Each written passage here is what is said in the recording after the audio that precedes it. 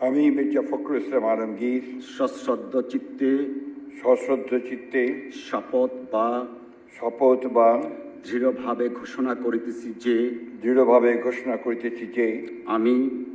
আমি আইন অনুযায়ী বাংলাদেশের রাষ্ট্রপতি পদের কর্তব্য বিশ্বস্ততার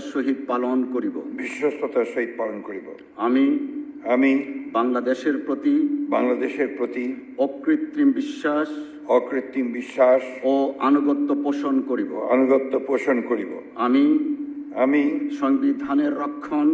সংবিধানের রক্ষণ সমর্থন ও নিরাপত্তা বিধান করিব এবং আমি ভীতি বা অনুগ্রহ অনুরাগ বা বিরাগের বশবর্তী না হইয়া সকলের প্রতি আইন অনুযায়ী যথাবিহিত আচরণ করিব।